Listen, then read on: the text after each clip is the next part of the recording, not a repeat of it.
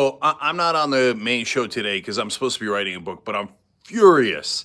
So look, the main show is at 6 o'clock. They're gonna have all the videos that I'm referring to. So please watch those videos and make a judgment on your own what's happening in Kenosha. Okay, but right now I want to give you the updates and I want to tell you what I'm furious about. So obviously Jacob Blake shot. I didn't get a chance to talk about that because I've been off this week. 7 times in the back again, right in front of his family, right in front of everyone for no reason. So let's start there real quick.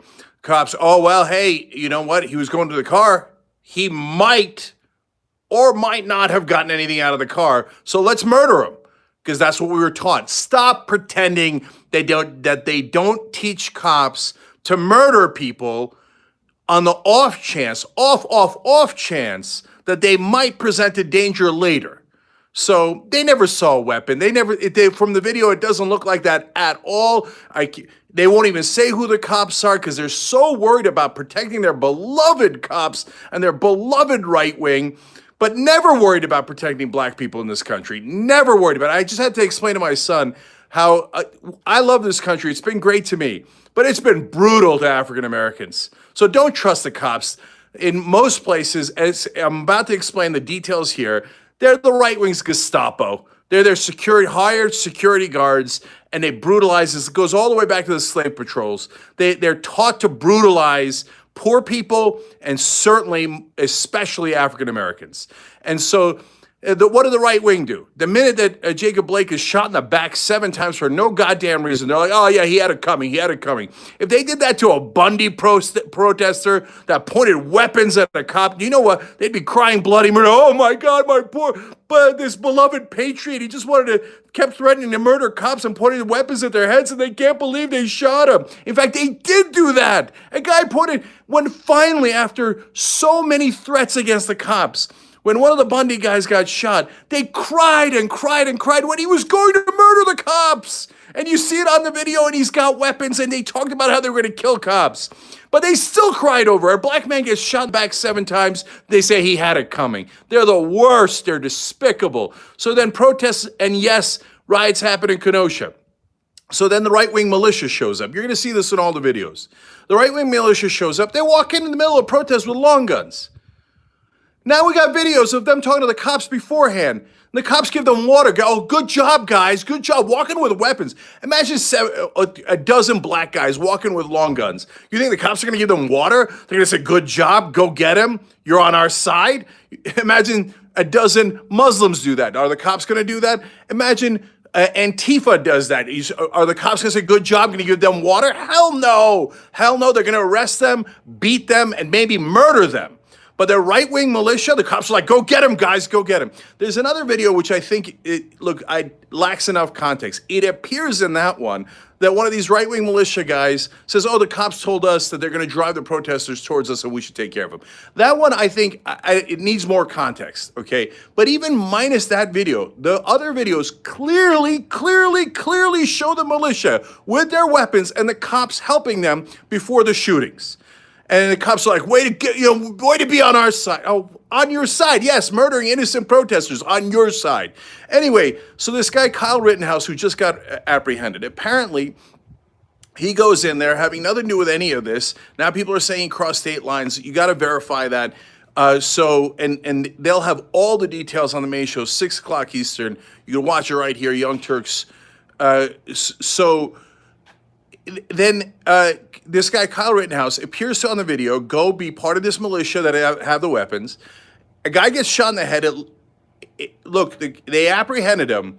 They'll have to decide in court exactly how it went down. But on the tape, it looks like a guy gets shot in the head, and then Rittenhouse appears to walk out of there. You'll see it for yourself. You make your own judgment call. And then eventually in this country, we're supposed to have justice. You go to the courts, and you figure out if he actually did it or not, okay?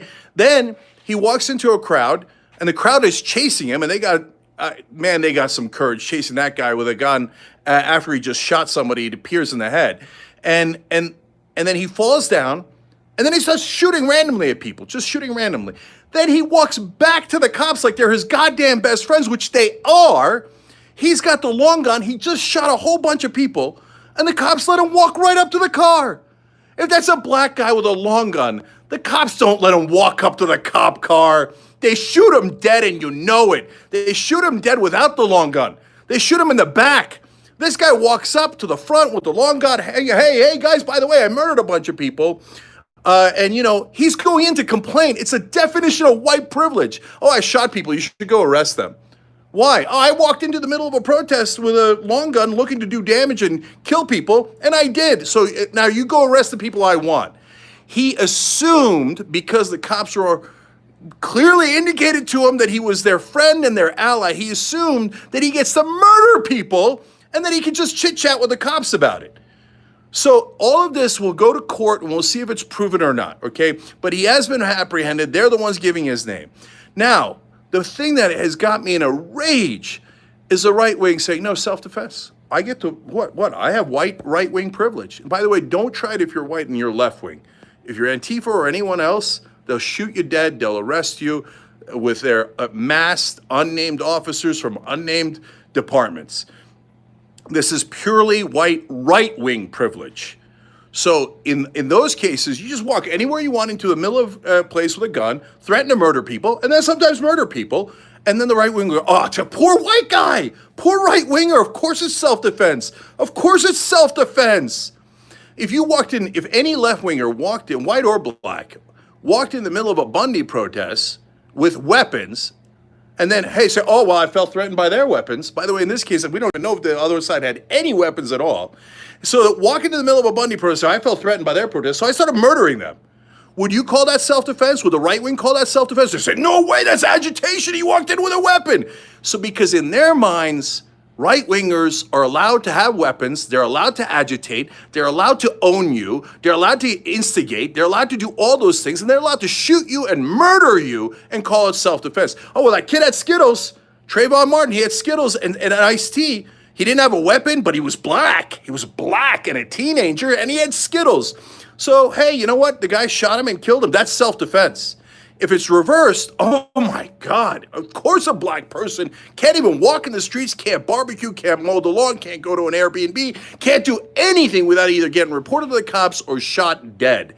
So I'm tired of the right wing, the cops being the right wing's Gestapo and higher security. Last thing, since George Floyd, how much police reform has been done in this country? Nothing, nada, zero. And then they wonder, hey, why are people upset in Kenosha? Why are people upset in Kenosha? Black guy after black guy gets murdered by the cops. Nobody ever does anything about it. So the Republicans celebrate how they're on the cop side and how the cops should be tougher on the protesters and should be brutal to them. And now Joe Biden. What is Joe Biden doing? Joe Biden says, oh, it's a shame what happened to Jacob Blake, but it's a shame what's happening in Kenosha. And they say, all over the RNC, they're saying, oh, he's going to defund the police. No, he's saying he's going to give the cops more weapons, more guns, more funding, more everything. The Democrats aren't looking to solve this. Democrats haven't done a goddamn thing. They're totally culpable. As long as their ass is not on the line, they don't care.